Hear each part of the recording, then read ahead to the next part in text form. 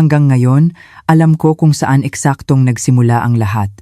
Tandang-tanda ko pa ang amoy ng roast beef na bumabalot sa aming hapagkainan noong gabing iyon. Ang kandelabrang kristal ay kumikinang gaya ng dati, ang liwanag nito'y sumasalamin sa mga kopa ng alak na hindi pa nagagalaw. Ang buong angkan ay nagtipon, suot ang kanilang pinakamahahal na damit. Ang asawa kong si Santiago ay nakaupo sa tabi ko, tahimik na hinihiwa ang kanyang roast beef. Ang anak kong si Dante ay mukhang pagod. Samantalang ang asawa niyang si Liana ay hindi maalis ang ngiti, na para bang may itinatagong malaking tagumpay. Kanina ko pa pinagmamasdan ang kanyang mga kilos. Masyadong mabango, masyadong matamis, masyadong madrama. Ngunit nanahimik ako hanggang sa dumating ang panghimagas at biglang tumayo si Liana mula sa kanyang upuan. Mayroon akong anunsyo, sabi niya, habang dramatikong hinahaplos ang kanyang tiyan. Lahat ng mata ay napunta sa kanya. Tumingin siya kay Dante at pagkatapos ay sa akin. Buntis ako, malambing niyang sabi. Mahinang naghiyawan ang lahat. Nakahinga ng maluwag si Dante at hinawakan ang kanyang kamay. Ngunit nang lumakad si Liana papalapit sa akin na akmang yayakapin ako, inilapit niya ang kanyang mga labi sa aking tainga at bumulong. Hindi si Dante ang ama ng dinadala ko, kundi ang asawa mo. Kawawang matanda. Sandaling tumigil ang mundo. Ang tibok ng puso ko ay bumagal, kasimbagal ng kanyang bulong na tumama sa akin na parang patalim. Ngunit ang ginawa ko lang ay titigan siya. At saka ako tumawa, humalakhak. Lahat ay napatingin sa amin. Bakit ka tumatawa, ma? Tanong ni Dante. Pinunasan ko ang gilid ng aking mata na naluha dahil sa pagtawa. Saka ako tumayo at niyakap ng mahigpit si Liana, hinalikan ang kanyang pisngi. Huwag kang mag-alala, mahal, mahina kong sabi. May sorpresa rin si mama para sa inyo, at mula ng gabing iyon, nagsimula ang digmaan. Dudurogin ko sila isa-isa tahimik, elegante, at hindi nila makikita. Noong gabing iyon, hindi ako makatulog. Humihilik si Santiago sa tabi ko, walang kamalay-malay, na nagsisimula ng gumuho ang mundo sa ilalim ng kanyang mga paa. Pinagmasdan ko ang kanyang tumatandang mukha, ngunit kinahuhumalingan pa rin ng mga batang babae tulad ni Liana. Hindi ako umiyak, hindi rin ako nagalit. Ang damdaming bumalot sa aking katawan noon ay iisa, lamig, kasing lamig ng isang makinang kadarating pa lang. Kinaumagahan, naghanda ako ng almusal gaya ng dati. Sunny side up na itlog para kay Santiago, toast para kay Dante, at orange juice na hindi kailanman iniinom ni Liana dahil allergic daw siya sa citric acid. Isang katawa-tawang dahilan na palagi niyang inuulit para magmukha siyang espesyal. Nakangiti ako, buong umaga, kahit noong mayabang akong tinitigan ni Liana habang hinihimas ang kanyang tiyan na wala pang anumang palatandaan. Mukhang napakasaya mo, sarkastiko niyang sabi. Kahit na malapit mo nang mawala ang lahat. Sumagot lang ako. Oo. Minsan ang kaligayahan ay nagmumula sa maliliit na bagay. Tulad ng pagmamasid sa iyong iniisip na nanalo ka na. Natigilan siya. Hindi siya sanay na sinasagot ko siya ng diretsahan. Ngunit alam kong masyado siyang abala sa kanyang pantasya na maging bagong reyna ng pamilyang ito. Nang araw na iyon, tinawagan ko ang aking matagal ng kaibigan, si Dr. Neria Halcon, na ngayon ay nagtatrabaho bilang isang forensic genetics expert sa isang pribadong laboratorio. Siya ang taong tinulungan ko maraming taon na ang nakalilipas nang akusahan siyang pineke ang data ng pananaliksik at malaki ang utang na loob niya sa akin. Kailangan ko ng DNA test, sabi ko nang walang paligoy-ligoy. Hindi pa pinapanganak? Pero gusto kong malaman kung sino ang ama bago pa lumabas ang lintik na sanggol na yan. Gamitin mo ang non-invasive method. Alam mong hindi ako naglalaro ng marumi maliban na lang kung pinipilit. Mahinang tumawa si Neria. Wala ka pa ring pinagbago, Adela. Matalino at nakamamatay. Gusto ko lang ng hustisya, Neria. Para sa anak ko. Para sa aking dangal. Bago ko ibaba ang telepono, idinagdag ko. At Neria, magpapadala ako ng DNA sample ng 2 lalaki. Ang isa ay siguradong si Santiago. Ang isa naman, hindi ko pa alam pero may hinala ako. Alam kong hindi lang si Santiago ang kinama ni Liana. Mas ambisyosa siya kaysa roon.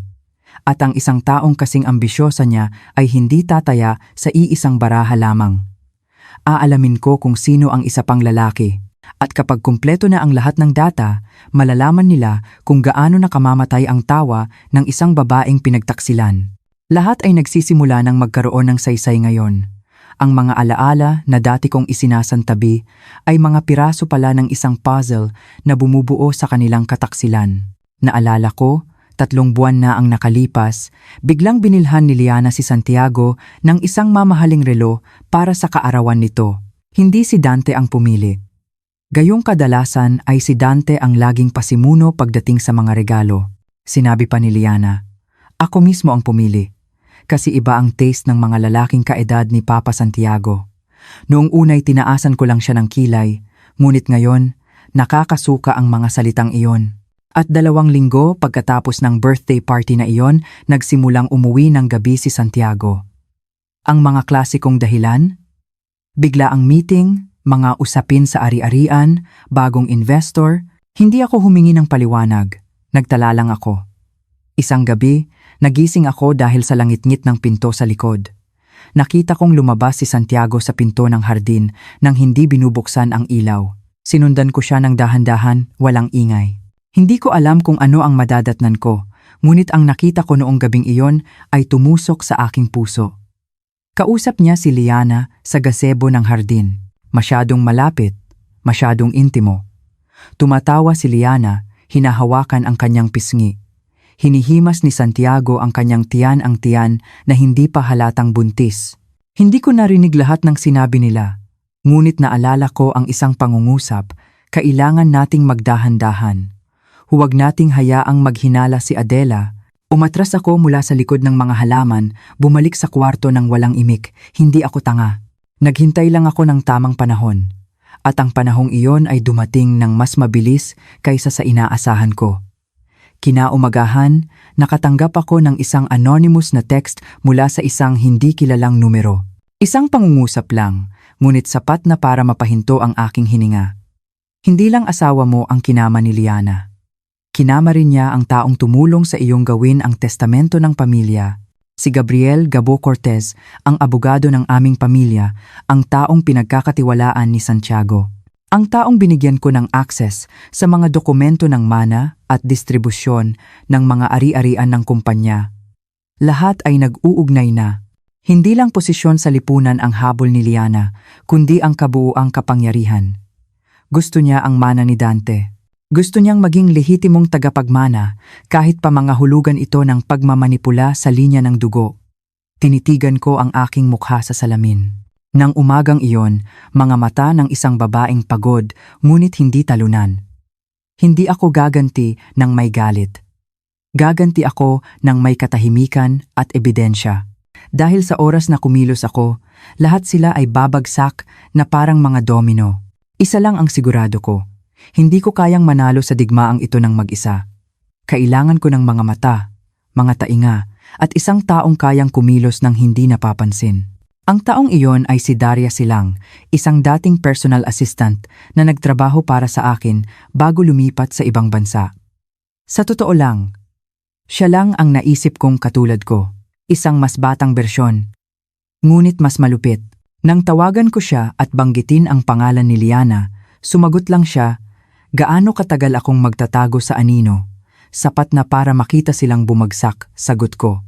Agad kong inatasan si Daria na magpanggap bilang isang intern sa law firm ni Gabo Cortez. Bago ang kanyang mukha, inayos ang kanyang resume at walang naghinala. Sa loob ng 3 araw, may ipinadala na siya sa akin na nagpakulo sa aking dugo. Isang voice recording. Pinatugtog ko ang recording sa aking soundproof na opisina, nanginginig ang mga tainga ngunit kalmado ang mukha. Malinaw ang boses ni Liana. "Nangako kang poprotektahan mo ako kapag nabunyag ang lahat, di ba?" "Oo naman, basta't hindi talaga kay Santiago ang batang yan. Kapag nagmatch ang DNA natin, lahat ng mana ay maaaring ayusin ulit. Walang legal na kapangyarihan si Dante. Kaya ako, nagbuntis sa sarili kong paraan. Pero si Adela, para siyang isang matandang ahas, matalim ang mga mata. Itinigil ko ang recording. Humahabol ang aking hininga. Kaya totoo, dalawa ang nilalaro ni Liana. Ang bata ay maaaring kay Gabo, hindi kay Santiago. O baka siya mismo ay hindi sigurado kung sino ang ama. Kinaumagahan, pinabago ko ang misyon ni Daria. Ngayon, kailangan niyang magpanggap bilang isang freelance nurse sa kinikilalang klinika ni Liana. Isang maliit ngunit marangyang klinika kung saan ang mga socialite ay nagpapa-vitamin drip at kumukonsulta sa pagbubuntis ng walang nakakakita. Hindi kilala ni Liana si Daria. Inayos ko na iyon. At nang iabot ni Daria ang isang anti-nausea IV drip habang may dalang microblood sampling device, hindi naghinala si Liana. Ang sample ng dugo ay ipapadala sa laboratorio ni Neria ngayong gabi. Kailangan ko pa ng isang bagay.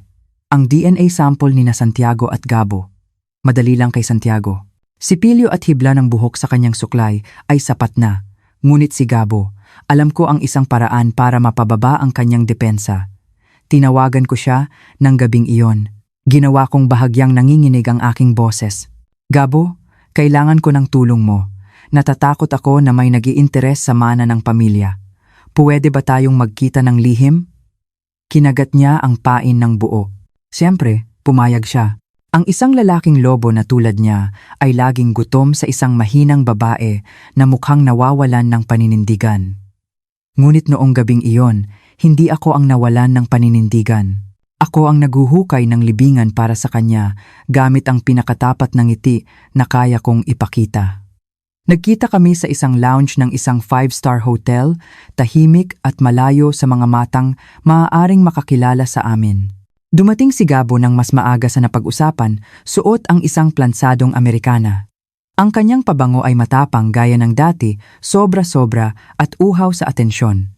Masaya akong nagtitiwala ka pa rin sa akin, Adela, sabi niya. Tinatawag ako sa lumang palayaw na ginagamit lang noong kami bata pa at mangmang. Yumuko ako, nagpapanggap na marupok. Nalilito ako, Gabo. Pakiramdam ko may mali. Masyadong kampante si Liana, masyadong kalmado si Santiago, at si Dante ay masyadong walang alam. Hinawakan niya ang aking kamay sa ibabaw ng mesa. Ang kanyang galaw ay pino, ngunit malinaw ang kanyang intensyon. Kailangan mo lang ng isang taong aayos ng lahat. Kung gusto mo, matutulungan kita. Maaari nating baguhin ang ayos ng mana, proteksyon sa batas, pag-alis ng pangalan. Eksakto sa aking inaasahan, isa pa rin siyang gutom na lobo. At ang isang gutom na lobo ay pinakamadaling akayin sa isang bitag. Nag-usap kami ng sandali bago siya nagpaalam na pupunta sa banyo. Nang umalis siya, kinuha ko ang ginamit niyang tissue at ang baso na kalalapat lang ng kanyang mga labi. Pareho kong inilagay sa isang maliit na plastic na inihanda ko sa aking bag. Walang mas elegante kaysa sa isang maliit na pagnanakaw sa gitna ng tawanan at mamahaling kape. Makalipas ang 2 oras, nakaupo ako sa likod na silid ng laboratorio ni Neria. Isang malamig na puting silid na may mga modernong kagamitan na nagparamdam sa akin na parang isang investigador. Kinuha niya ang mga sample mula kina Liana, Santiago at Gabo. Inilagay ang mga ito nang magkakatabi sa isang metal na mesa. Susuriin ko ang pagtutugma ng DNA ng fetus sa 2 lalaking ito. Karaniwan, ang resulta ay lalabas sa loob ng 7 araw, sabi niya. Paano kung ang resulta ay tumuturo kay Gabo? Tanong ko. Tinitigan ako ni Neria. Mananalo ka sa pinakamalinis na paraan. Tumango ako. Ngunit hindi ko pa nararamdamang nanalo ako. Hindi pa. Alam kong hindi mananahimik si Liana. Ang isang babaeng tulad niya, kapag na-corner, ay kakalmot pabalik ng hindi nag-iisip. At tama nga ako. Kinaumagahan, pumasok si Liana sa almusalan na may suot na manipis na puting bestida at ekspresyon na puno ng tagumpay. Napanaginipan ko kagabi na ang anak ko ang magiging nag-iisang tagapagmana ng kumpanyang ito, sabi niya sa malakas na boses, dahilan para mapalingon sina Dante at Santiago. Nagpanggap akong abala sa paghihiwa ng prutas. At sa panaginip na iyon, Ma, nakatayo ka sa labas ng bakod, malamig at nag-iisa? Dahan-dahan ko siyang tiningnan. Interesante ang panaginip mo, Liana. Ngunit ang mga panaginip na masyadong matamis ay madalas na nagtatago ng isang bangungot na paparating. Sarkastiko siyang tumawa. Malamig akong ngumiti. Sa isip ko, Isa lang ang sigurado, malapit nang maging isang balita ng kamatayan ng lahat ng kanyang ambisyon, ang kanyang panaginip. Nagsimulang mabalisa si Santiago. Hindi niya ito sinasabi ng direkta, ngunit mas kilala ko ang kanyang katawan kaysa kanino man. Ang kanyang mga kilos ay hindi na matatag. Madalas siyang sumusulyap sa orasan. Ang kanyang mga pag-uusap kay Dante ay tunog pilit. Alam niyang may nagbabago. Hindi niya lang alam kung saan magmumula ang bagyo. Nang gabing iyon, naghanda ako ng isang pribadong hapunan para lamang sa aming dalawa. Ang kanyang paboritong pagkain, kumpleto sa lumang alak na itinatabi namin para sa malalaking selebrasyon. Lumapit siya sa mesa na may pilit na ngiti. May espesyal na okasyon ba? Tanong niya nang may paghihinala. Umiling ako. Gusto ko lang balikan ang nakaraan. Dati, gusto mong titigan ako ng matagal habang naghahapunan tayo ng ganito. Ang kanyang ngiti ay humina. Alam niyang nanunuya ako. Kumain kami sa katahimikan ng ilang sandali, pagkatapos ay dahan-dahan kong inilapag ang aking tinidor. Masaya ka ba, Tiago? Tiningnan niya ako. Oo naman. Masaya ka ba sa lahat ng ito? Sa pamilyang ito? Sa ating anak? Sa ating manugang? Sa isang saglit, mukha siyang nalito ngunit mabilis na nakabawi. May gusto ka bang pag-usapan? Tinitigan ko siya ng matagal. Gusto ko lang malaman kung nakakaramdam ka ng pagkakasala. Saan? Sumandal ako sa upuan? Tinitigan siya ng walang emosyon. Sa pagtataksil sa iyong anak at sa iyong asawa. Ang kanyang kamay ay nanigas sa mesa. Ang kanyang mga mata ay naningkit. Adela, huwag kang magsalita ng walang basehan. Bakit? Natatakot ka bang malaman ko? O natatakot ka na masyado na akong maraming alam? Katahimikan. Kalahati pa ang alak sa kanyang baso, ngunit hindi na niya ito ginalaw. Hindi ako tanga, Tiago. Mas marami akong alam kaysa sa iniisip mo, ngunit hindi ko pa tapos kolektahin ang lahat.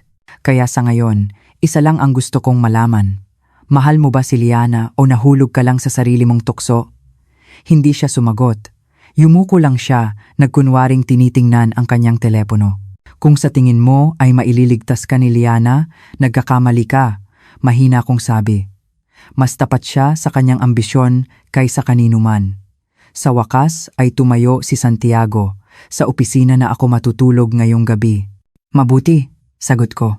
Dahil kung sa tabi ko ka matutulog ngayong gabi, baka managinip ako ng mga bagay na masasakit.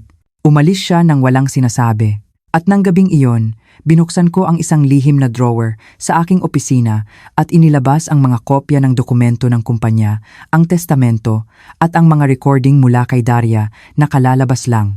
Inayos ko ang lahat sa isang itim na folder na may tatak na Santiago, Liana at ang pagkawasak ni Dante. Wala pa sa kanila ang nakakaalam na ang mga haligi ng bahay na ito ay nagsimula ng magkabitak.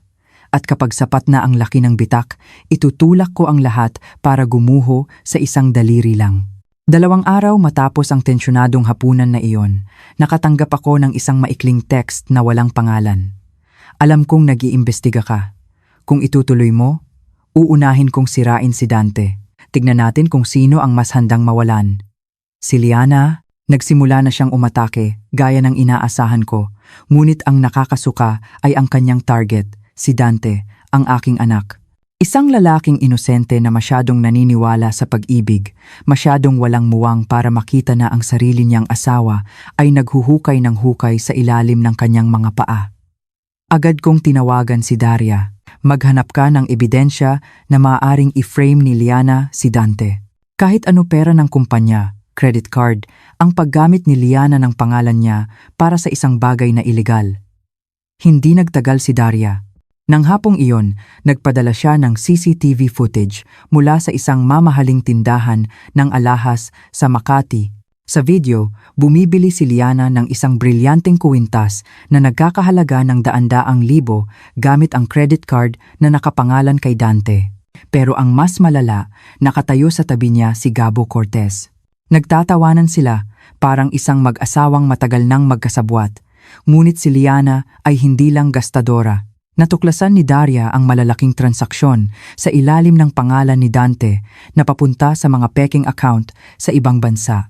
At nangyari ito matapos dalhin ni Liana ang ilang mahahalagang dokumento para mabilis na pirmahan ni Dante na hindi man lang tiningnan ang nilalaman dahil akala niya'y simpleng administratibong gawain lang ito ng negosyo ng pamilya. Nagtatanim si Liana ng isang legal na bomba at kapag sumabog ang bomba na iyon, ang nag-iisang biktima na ipapakita sa publiko ay si Dante. Nang gabi, umupo ako sa gilid ng kama ni Dante. Nagbabasa siya ng financial report. Mukha siyang pagod, ngunit puno ng determinasyon. Masyadong mabait ang lalaking ito para sa mundong ito. Dante, sabi ko, nagtitiwala ka ba sa asawa mo? Kumunot ang noo niya. Siyempre. Anong ibig mong sabihin, ma? Kung isang araw ay malaman mong may itinatago siyang isang bagay na maaaring sumira sa iyo, mananatili ka pa rin ba sa tabi niya? Tinitigan niya ako ng malalim. Saka mahinang sumagot, hindi ko alam, ma, pero lagi akong naniniwala na ang katotohanan ang mananaig sa huli. Mapait akong ngumiti. Ang katotohanan ay hindi laging lumalabas ng kusa, anak. Minsan, kailangan itong hukayin mula sa libingan. Bago ako lumabas ng silid, isinuksok ko ang isang flash drive sa drawer ng mesa ni Dante. Naglalaman ito ng CCTV footage, mga ebidensya ng transaksyon at ang ulat mula kay Daria. Ayokong malaman niyang inililigtas ko siya. Gusto ko lang na handa siya kapag dumating ang bagyo. At ang bagyo ay dumating nga. Kinaumagahan, nagwala si Liana sa sala. Sino ang nagpadala nito? Itinaas niya ang mga printout ng ebidensya na kinopya ko. At palihim na ikinalat sa iba't ibang bahagi ng bahay na para bang ito'y galing sa isang anonymous na nagpadala. Paninira ito. Lahat ito ay peke. Sigaw niya habang umiiyak at pinupunit ang mga papel. Nagmamadaling dumating si Santiago. Si Dante, na pababa pa lang ng hagdanan, ay natigilan nang makita ang mga nagkalat na dokumento. Ano ito, Liana? Matalim niyang tanong. Niyakap siya ni Liana, umiiyak na parang biktima. May gustong sumira sa akin, Dante. Gusto nilang magalit ka sa akin. Nakatayo ako sa likod ng sofa, pinapanood sila na parang isang murang dula. Saka ako nagsalita ng mahinahon. Siguro kailangan mong kumalma, Liana. Dahil hindi mo pa alam na ang pinakamalaking sorpresa ay paparating na. Tinitigan niya ako. At sa unang pagkakataon mula nang magsimula ang digmaang ito, ang kanyang mga mata ay nagpakita ng takot. Alam ni Liana na malapit nang maubos ang kanyang oras. Kaya naman sa mga nakaraang araw, naging isang primera aktres siya. Bawat hakbang niya ay parang isang pagtatanghal. Bawat kilos ng kanyang katawan ay ginawa para magmukha siyang isang banal na ina na nagdadala ng pag-asa ng pamilya. Nagsimula siyang mag-post ng madalas sa social media. Ipinapakita ang kanyang tiyan na halos hindi pa halata, ngunit nakabalot sa isang masikip na damit na para bang handa ng ipanganak ang sanggol bukas. Ang kanyang mga caption ay nakakasuka. Ang batang ito ang magdadala ng dakilang pangalan ng pamilya. Hinihintay namin siya ng may walang hanggang pagmamahal. At sa likod ng kamera, nag-ayos siya ng isang espesyal na photoshoot, kumuha ng isang family photographer at nag-imbita ng mga lifestyle journalist para i-cover ang love story ng batang negosyanteng mag-asawa ng hinaharap. Batang mag-asawa? Si Dante ay nagsimula ng matulog sa opisina. Kinaumagahan, inimbita niya akong sumama sa kanyang ultrasound session, ngunit naiintindihan ko ang kanyang layunin. Magpakita ng lakas, patibayin ang kanyang posisyon bilang opisyal na tagapagmana ng sinapupunan ng pamilyang De Villa.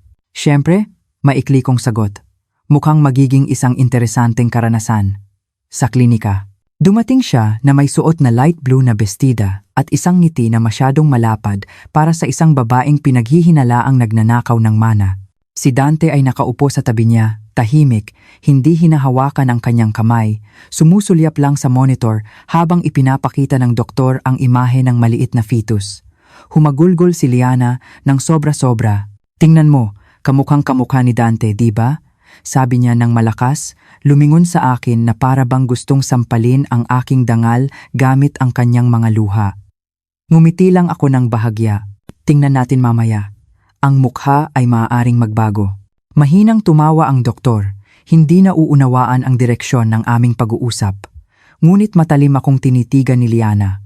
Alam na ang aking mga salita ay naglalaman ng isang bala na hindi pa napuputok. Nang hapong iyon, Nagkaroon ako ng isang lihim na pagpupulong sa bahay kasama si Neria Halcon. Ibinigay niya sa akin ang isang selyadong sobre na naglalaman ng pansamantalang resulta ng DNA analysis ng fetus mula sa dugong kinuha ni Daria. Ang sanggol ay walang genetic match kay Santiago, mahinahon niyang sabi. Hindi ako nagulat, handa na ako. Kay Gabo? Tanong ko. Huminga ng malalim si Neria. Kasalukuyang bine-verify, ngunit malakas ang mga indikasyon. Hinawakan ko ang sobre sandali, saka inilagay sa isang maliit na bakal na kahon sa likod ng aparador sa aklatan. Bubuksan ko ito sa tamang panahon. Tumango si Neria. Adela, maaari mong sirain ang buhay ng 3 tao nang sabay-sabay gamit yan. Hindi pagsira, pagtatama ko. Ipinapakita ko lang ang kanilang tunay na mga mukha. Nang gabing iyon, muling nagpasikat si Liana sa hapagkainan. Sa pagkakataong ito, nagdala siya ng isang maliit na regalo para sa akin. Dahil si Mama ay magiging lola na, sabi niya. Iniaabot ang isang kahon na naglalaman ng pabango at isang maliit na gintong kulay na damit ng sanggol. Alam kong si Mama ang magiging pinakamahusay na lola. Tinitigan ko siya, saka dahan-dahang binuksan ang regalo. Inamoy ang pabango. Napakabango. Siyempre, mamahaling pabango yan. Inilagay ko ito sa mesa. Sayang, ang bango nito ay hindi kayang takpan ang mabahong amoy ng iyong intensyon. Biglang tumahimik ang paligid. Lumingon si Dante. Nagpanggap si Santiago na abala sa kanyang tinidor. Tumawa si Liana. Hindi pa rin matanggap ni Mama ang katotohanan, no? Tumayo ako. Inayos ang mga plato. Ang katotohanan, minsan, ay nangangailangan ng ebidensya. At ang ebidensya, mahal, ay papunta na sa ating hapagkainan. Maghanda ka. Ang mukha ni Liana ay nanigas sandali. Sa unang pagkakataon, ang kanyang ngiti ay mukhang isang basag na maskara.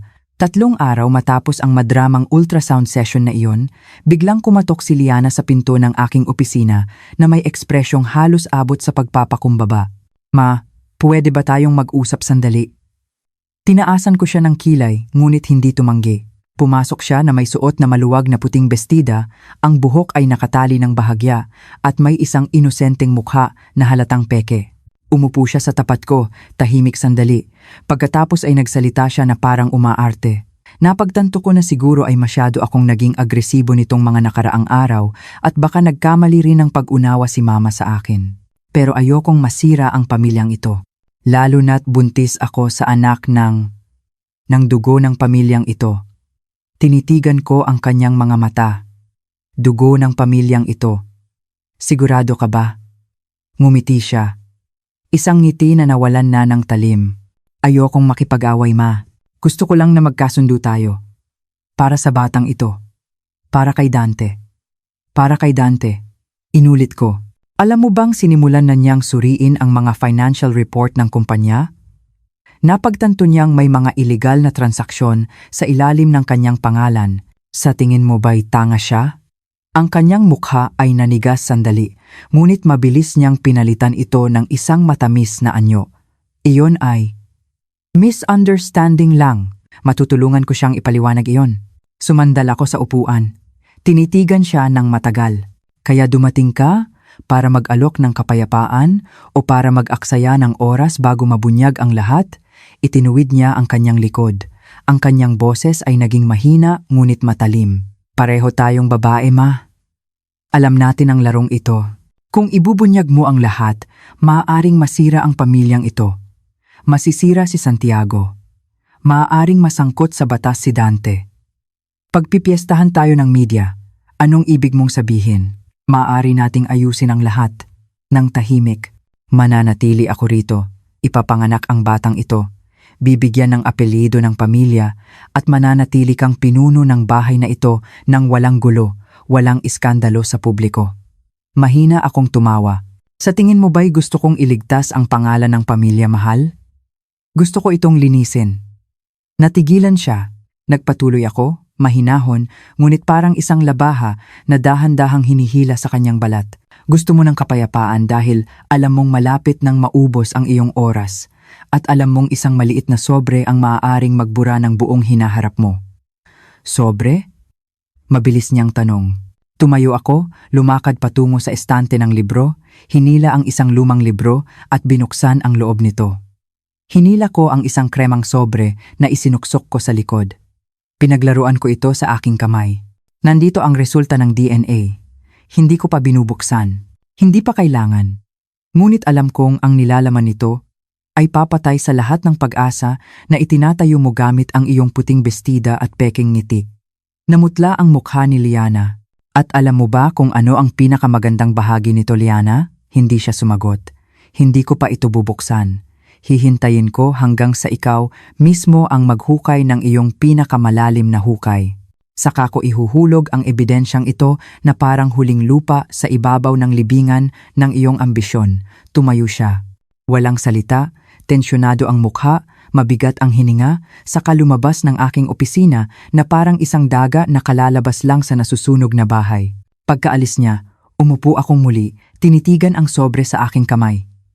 Isang hakbang na lang, bulong ko, at dudurugin ko ang lahat. 2 araw matapos mag-alok ng kapayapaan si Liana, nagpadala ng maikling text si Daria. Nagsisimula na siyang magpanik. Si Gabo ay balisarin. Siguradong kikilos sila. Handa ako, sagot ko. Higit pa sa handa, oras na para pabilisin ang laro. Nang gabing iyon, nag-ayos ako ng isang lihim na pagpupulong. Hindi sa bahay, hindi sa opisina, kundi sa isang maliit na villa ng pamilya na matagal nang hindi binibisita. Ako lang, si Neria Halcon, at si Daria. Isa lang ang layunin. Ihanda ang senaryo na hihila kay Liana sa huling bitag. Kailangan ko ng ikalawang yugto ng DNA validation, sabi ko kay Neria. Isa, mula sa buhok ng fetus sa pamamagitan ng dugo ng ina. 2, mula sa amniotic fluid. Makukuha natin iyon ng walang operasyon. Dahan-dahang tumango si Neria, maaari gamit ang isang minor na amniocentesis. Ngunit kailangan natin ang pahintulot ng pasyente. Tumingin ako kay Daria. Gawin mong pumayag siya. Ngunit hindi sa ilalim ng aking pangalan. Ngumiti si Daria. Inihanda ko na ang lahat. Isang imbitasyon mula sa isang premium na klinika para sa mga high-risk na buntis. Naipadala na ang brochure. Siguradong darating si Liana. At tama nga, makalipas ang 2 araw, nakatanggap si Liana ng isang eksklusibong imbitasyon mula sa isang klinika na di umano'y nagsasagawa ng genetic research para sa kalusugan ng mga superior babies. Ang pain, libreng pagsusuri, voucher para sa postnatal care, at espesyal na feature sa isang parenting magazine. Para kay Liana na uhaw sa pampublikong pagkilala, ito ay parang isang pain na may pulot. Pumunta siya sa klinika, kasama ang isang babaeng staff na nakaputi na walang iba kundi si Daria na may bagong pagkakakilanlan. Isinagawa ang pamamaraan. Ang amniotic fluid ay kinuha gamit ang isang ligtas na teknik. Ang resulta ay direktang ibinigay kay Neria nang hindi dumadaan sa ospital. Hindi naghinala si Liana. Nag-upload pa siya ng selfie na may background ng klinika at isang nakakasuka na caption. Ang isang ina ng hinaharap ay dapat laging siguruhin ang kalidad ng henerasyon. Hindi lang maganda, kundi matatag din. Nakakatawa. Akala niya ay bumubuo siya ng isang legacy. Ngunit pinapabilis niya lang ang kanyang sariling pagbitay. 3 araw pagkatapos, nakatanggap ako ng mensahe mula kay Neria. Isang linya lang, ngunit sapat na para manginig ang aking mga daliri habang binabasa ito. 99.8% accurate. Hindi anak ni Santiago at hindi rin anak ni Dante. Natigilan ako. Ang sanggol ay anak ni Gabo Cortez. Huminga ako ng malalim. Ang mundo sa paligid ko ay tila natahimik. Hindi dahil sa gulat inaasahan ko na ito, kundi dahil lahat ng piraso ay sa wakas ay naglock na parang mga ngipin ng orasan, siksik, tama at handa nang tumakbo patungo sa pagkawasak. Nang gabing iyon, inilabas ko ang bakal na kahon na naglalaman ng 2 sobre. Isa, ang resulta ng DNA. 2, ang mga kopya ng iligal na dokumento sa pangalan ni Dante na ginamit ni Liana. Pinagmasdan ko ang 2, saka ngumiti. Isang hakbang na lang. At bubuksan ko ang lahat sa hapagkainan.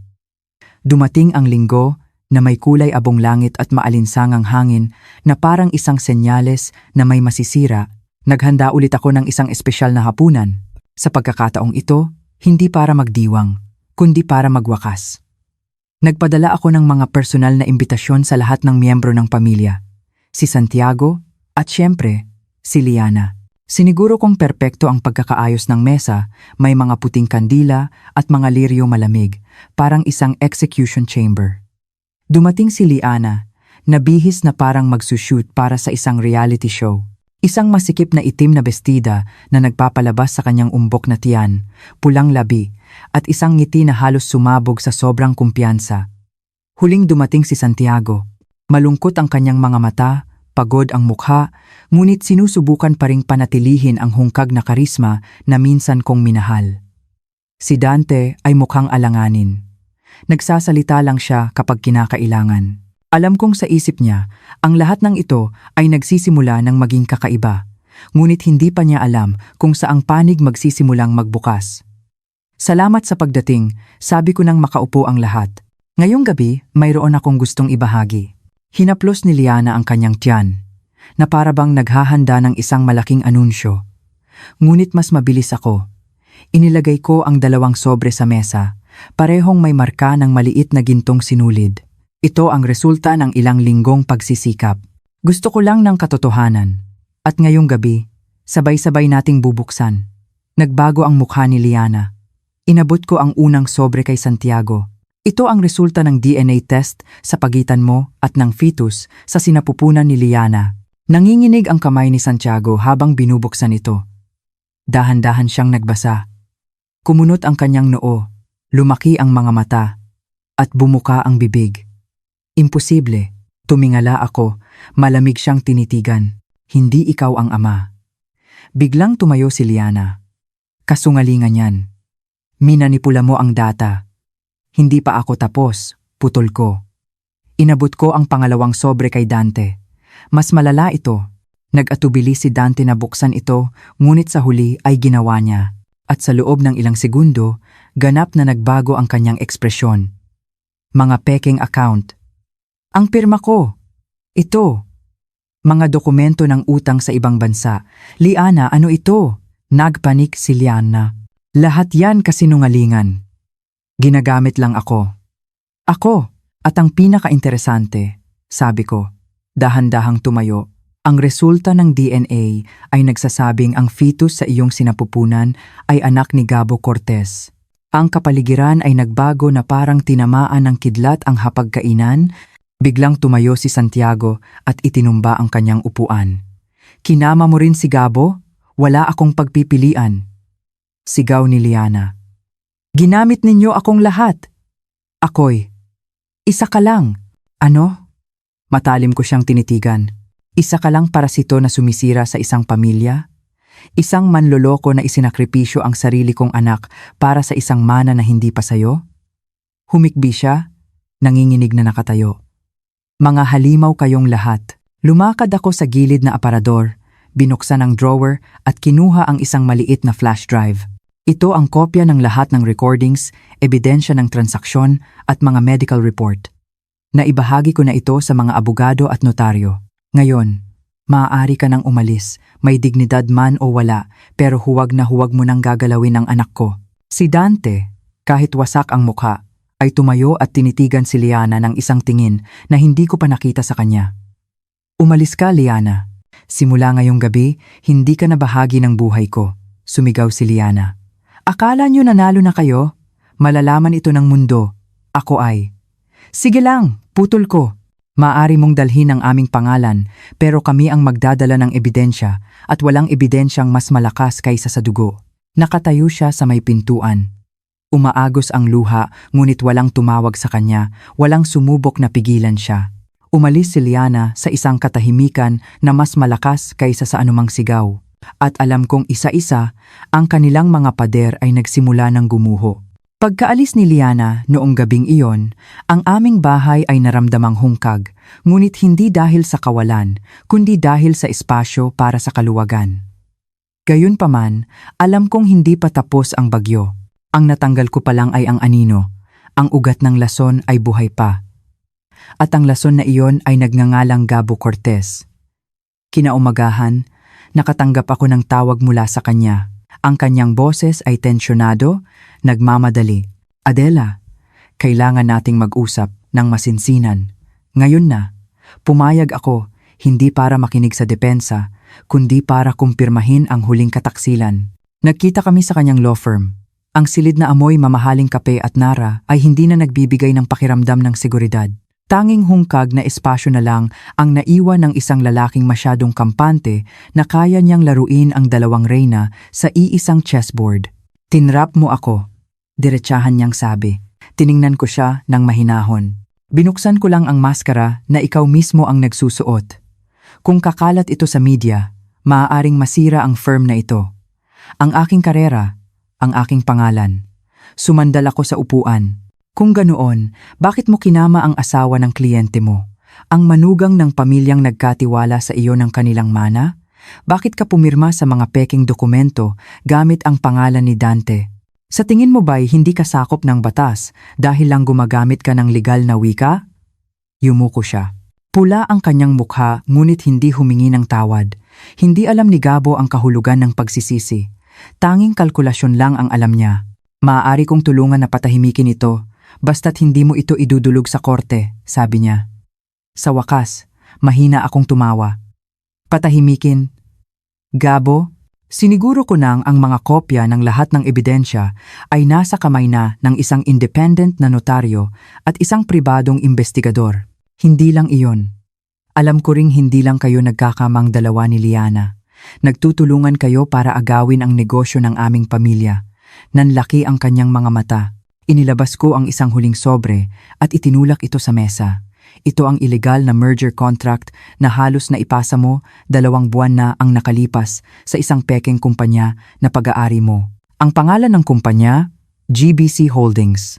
G para sa Gabriel, B para sa hulaan mo. Napatanga siya. Hindi iyon hula. Iyon ay katotohanan. Hindi kita ire-report sa pulis, sabi ko. Gagawin ko ang mas malupit. Tiningnan niya ako, nalilito. Ikakalat ko ang iyong kahihiyan sa buong network ng mga negosyante, sa mga investor na minsan mong niloko gamit ang pormalidad.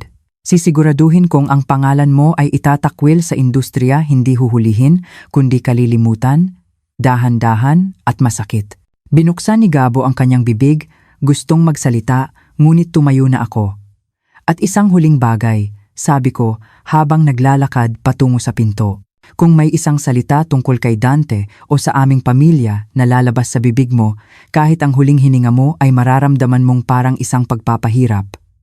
Tiningnan ko siya sa huling pagkakataon. Ang mga mata ng isang lalaking alam na tapos na ang kanyang laro. Iniwan ko ang silid na iyon na may mahinahong hakbang. Sa labas, malakas ang buhos ng ulan, ngunit ang aking puso ay payapa. Ang 2 taksil ay nawalan na ng kanilang mga armas. Ang natitira na lang ay ang katahimikan bago ilatag ang hustisya sa huling hapagkainan. Nagpasya akong dapat tapusin ang lahat sa parehong lugar kung saan nagsimula ang sugat, ang hapagkainan ng pamilya. Ang lugar kung saan dating ibinulong ni Liana ang kanyang lason sa aking tainga na may ngiting kasintalim ng balisong. Sa pagkakataong ito, ako ang bubulong, ngunit hindi sa lihim kundi sa harap ng lahat.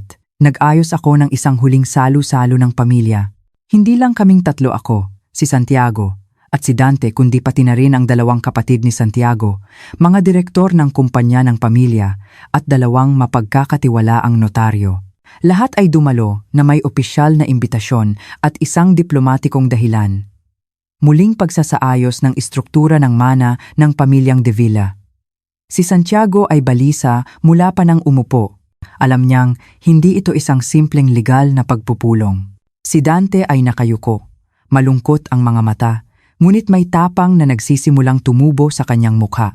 Tumayo ako sa dulo ng mesa, tinitigan isa-isa ang mga mukha na dati kong pinrotektahan at ngayon ay kailangan kong gisingin.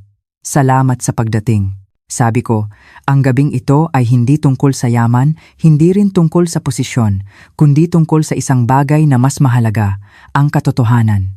Inilagay ko ang isang tumpok ng dokumento sa gitna ng mesa, saka binuksan ang isang maliit na projector na inihanda ko mula pa kaninang tanghali. Ang unang lumabas ay ang voice recording ni Liana at Gabo na kinuha ni Daria habang pinag-uusapan nila ang pagmamanipula sa testamento. Kapag nagtagumpay akong magbuntis ng anak mo at inako ito ni Santiago, maaari nating baguhin ang buong istruktura ng mana. Walang karapatan si Dante. Ang matandang Adela na iyon, wala siyang alam. Nagulat ang ilan sa mesa. Yumuko ng malalim si Santiago. Kinuyom ni Dante ang kanyang kamao. Sunod, ang opisyal na resulta ng DNA test, kumpleto sa pirma ni Neria at ng isang respetadong institusyong medikal. Huminto ang slideshow sa isang malinaw na pangungusap. Walang biological relationship sa pagitan ng fetus na dinadala ni Liana Reyes at Nina Santiago de Villa o Dante de Villa. Tiningnan ko ang lahat, saka nagsalita ng mahina. Si Liana ay nagdadalang tao ng anak ni Gabo Cortez. Magkasama, pineke nila ang mga legal na dokumento, kinopya ang pirma ni Dante, at binalak na agawin ang kumpanyang ito hindi para sa pamilya, kundi para sa kanilang sarili. Namutla ang mga mukha sa hapagkainan, nagulat, nagalit. Binuksan ni Santiago ang kanyang bibig, gustong ipagtanggol ang sarili. Hindi ko alam ang tungkol kay Gabo. Akala ko ako lang. Tinitigan ko siya ng matalim. Sa tingin mo ba'y ang pangangaliwa mo lang ang mapapatawad ko? Alam mong tuso si Liana, ngunit tinulungan mo pa rin siyang tapakan si Dante. Iyon ang hindi ko maintindihan. Yumuko siya. Sa pagkakataong ito, talagang talunan. Inabot ko ang huling dokumento sa corporate secretary. Gamit ang mga ebidensyang ito, ako, si Adela de Villa, ay idinedeklara ang paglilipat ng buong kontrol ng kumpanya kay Dante de Villa bilang lehitimong tagapagmana. At simula ngayong gabi, nagsasampa ako ng kaso para sa annulment ng aming kasal ni Santiago de Villa batay sa kataksilan, manipulasyon at psychological incapacity. Pumirma ang corporate secretary. Sumang-ayon ang mga direktor ng kumpanya, isa-isa. Tiningnan nila ako hindi bilang isang matanda at marupok na asawa, kundi bilang ang lehitimong may-ari ng buong sistema na nakalimutan na nila ang kapangyarihan. Tinitigan ko si Dante. Kunin mo ang kontrol at huwag na huwag kang magbibigay kahit isang pulgada sa mga nagbenta ng pamilya para sa kanilang sariling pagnanasa. Tumayo si Dante, mahina ngunit matatag ang boses. Poprotektahan ko ang pangalan natin, ma. Pangako. Ngumiti ako sa unang pagkakataon ng walang bigat. Ang hapagkainan na dating lugar kung saan ako ininsulto ay naging lugar kung saan inihain ang kanilang pagkawasak ng walang natira. Kinabukasan, lahat ng ebidensya at opisyal na dokumento ay kumalat hindi lang sa mga legal na tanggapan at kumpanya, kundi pati na rin sa mga socialite network, mga forum ng negosyante, at maging sa mga grupo ng komunidad ng negosyo na dati itinuturing kaming isang perpektong pamilya. Ang reputasyon ni Liana ay nawasak sa loob ng ilang oras. Ang balita tungkol sa batang asawa na nagdadalang tao ng anak ng abogado ng asawa para sa mana ay kumalat na parang apoy sa tuyong damo. Ngunit hindi ito tsismis. Lahat ng balita ay may kasamang ebidensya. Lahat ay inayos ko. Lahat ay pinanatili ko ang pagiging tunay. Si Liana Reyes ay naging isang sumpa sa isang gabi. Sinubukan niyang lumaban, nag-upload ng video na umiiyak, tinawag ang sarili na biktima, sinisi ang patriarchal system ng mayayamang pamilya na nang-aapi sa kababaihan. Ngunit hindi kasing tanga nang iniisip niya ang mga netizen. Ang kanyang karera bilang influencer ay naglaho. Itinigil ang mga sponsorship.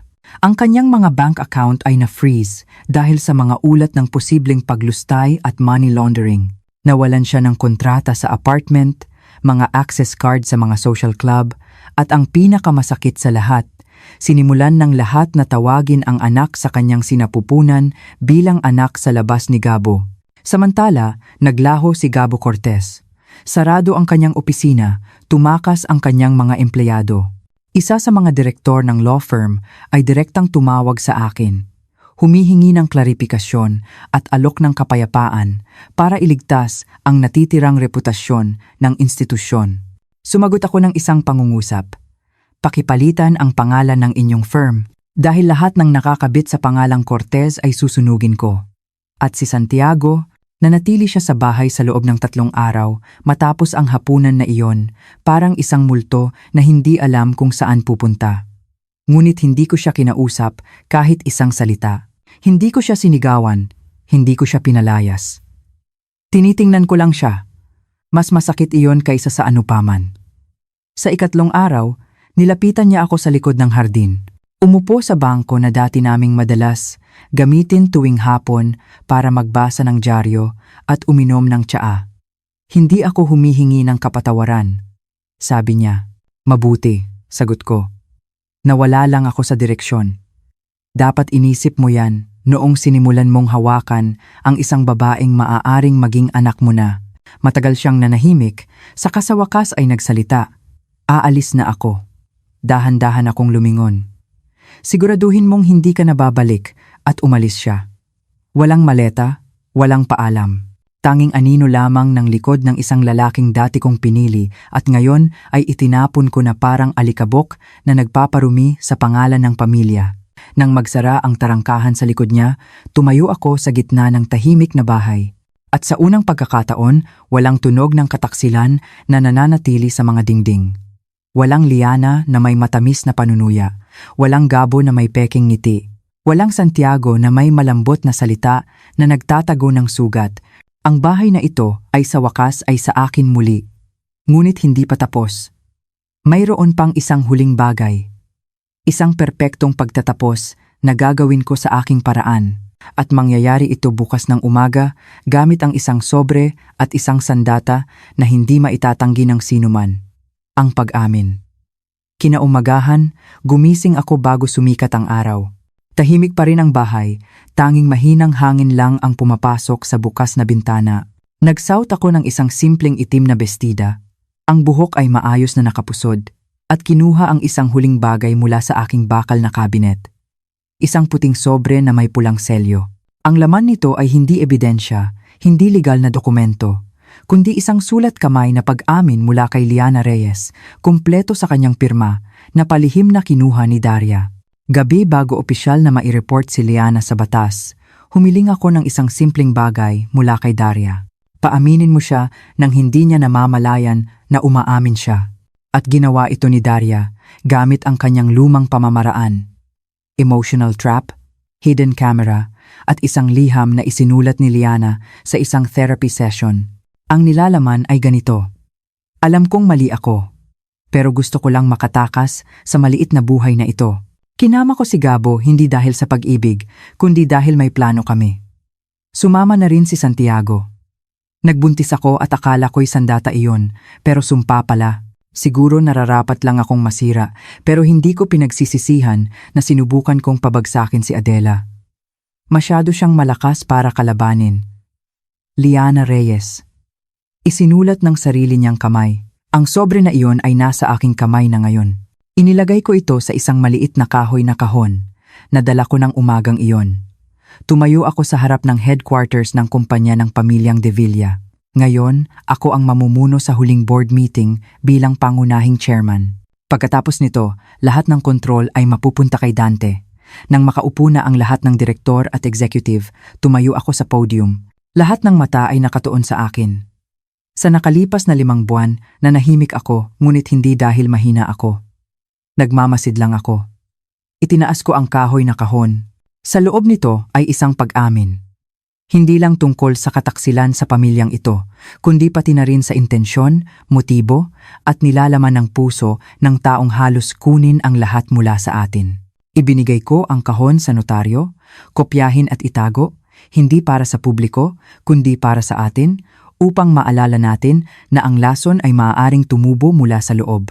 Saka ako lumingon, tinitigan si Dante na nakaupo sa silyang dating pag-aari ng kanyang ama. Ngayon, lahat ng ito ay sayo na. Ngunit tandaan mo, Dante, ang kapangyarihan ay hindi para itago. Ito ay para protektahan, mula sa labas at mula sa loob. Tumayo si Dante. Poprotektahan ko ito, ma. Ngumiti ako. Alam ko, tapos na ang pulong.